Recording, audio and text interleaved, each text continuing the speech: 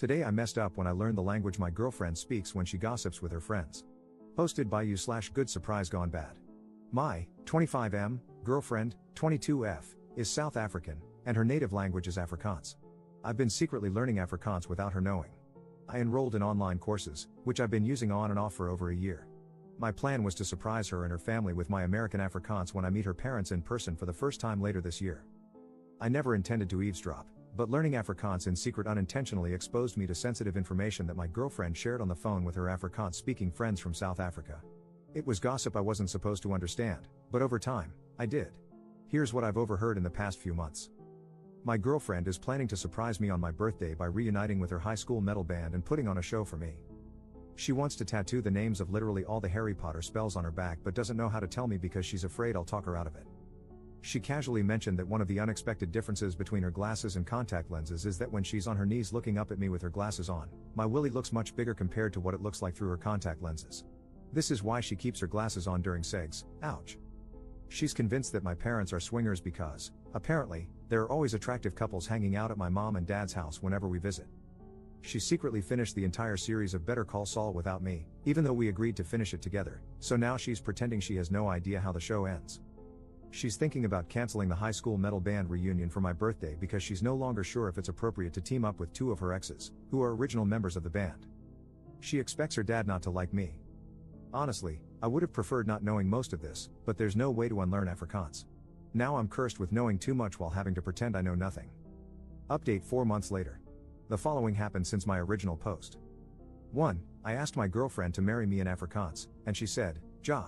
2. I delivered my "I want to spend the rest of my life with you" speech in Afrikaans, which surprised and impressed my girlfriend, now my fiancée.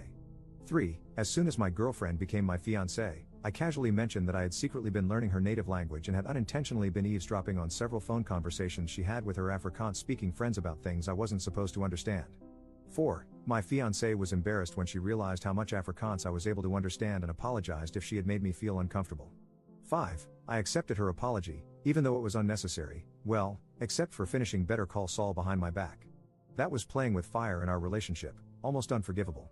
6. My fiancée got one of the Harry Potter spells on her back, Erecto Patronum. I'm kidding, I stole that from another story.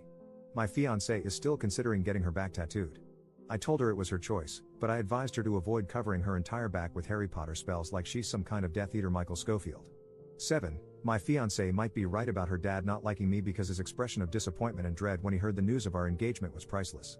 That said, I'll win him over, though, even if it kills him. Jokes. 8. My fiancée fully believes my parents are swingers based on the different couples she's occasionally observed coming and going whenever we visited my mom and dad. She wants us to investigate because, for some reason, it's fun for her to imagine me being the son of parents whose sex life is far kinkier than mine. I'm not interested in opening that door because I don't want to know what goes on in my mom and dad's bedroom. However, something tells me my fiancée will not rest until she has all the answers. 9. I made it clear to my fiancée that I had no problem with her reuniting with her high school band to perform at my birthday, unless it was uncomfortable for her that her exes were part of the band. My fiancée ultimately decided to cancel the band because of behind-the-scenes drama. The drummer, who was one of the exes, had apparently gained a lot of weight after high school and lost all confidence to perform in the band. The lead guitarist, the other ex, was only willing to participate if my fiancé agreed to play covers of gospel songs since he was now saved and no longer interested in playing the devil's music.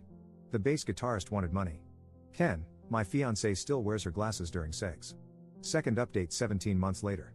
Last time I was here, I shared an update related to my original post, but I deleted that update because I was excited to tell the internet, aka all of you, that my girlfriend and I got engaged. However, since then, not only have we gotten unengaged, but we've actually broken up.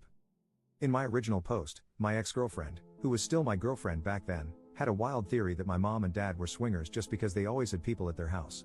I never believed it, but I thought it was hilarious that someone thought my parents were that interesting. Not gonna lie, I struggled to move on after the relationship ended. My apartment had too many memories of my ex, so I called my parents to ask if I could stay with them for a bit to clear my head. They said yes. My dad even offered to pick me up, which I accepted. What should have been a 10-minute drive unexpectedly turned into a 45-minute one because my dad decided to take the long route back to their house. When he was done making dad jokes to help me get over my breakup, he started doing that weird dad thing where he's trying to bring up an awkward topic but finds it too uncomfortable to just spit it out. Instead, he ends up saying a bunch of words only he understands. I had to interrupt him and basically beg him to make sense. That's when my dad said that since it was unclear how long I was planning to stay, he felt compelled to prepare me for what I might see at the house. If my ex had been there at that moment, she would have punched me on the shoulder and said, "I freaking told you," because my dad went on to confirm her swinger theory. This meant it was no longer a theory but the truth, or as I like to call it, trauma. By the time we finally made it to the house, my dad had made sure I knew everything I needed to know. I even made a list based on what I learned from him. 1. Both my parents were swingers when they met.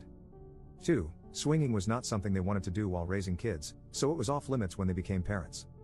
3. To see if they still got it, my parents returned to swinging once they had the house to themselves again. Spoiler alert, they still got it. 4. Hosting swinger parties became something they did frequently, usually with themes. 5. My parents were planning to host another swinger party soon, but my mom was considering canceling it so I could stay for as long as I wanted. 6. If they canceled, it would be the first swinger party they called off since COVID.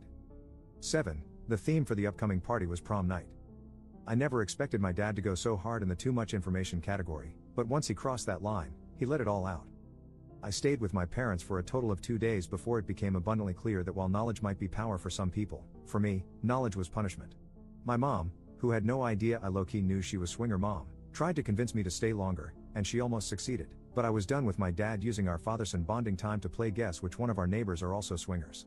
I used an Uber to get back to my apartment. No more dad rides. I've never been so happy to return to a place haunted by my failed relationship. Up on why the relationship ended.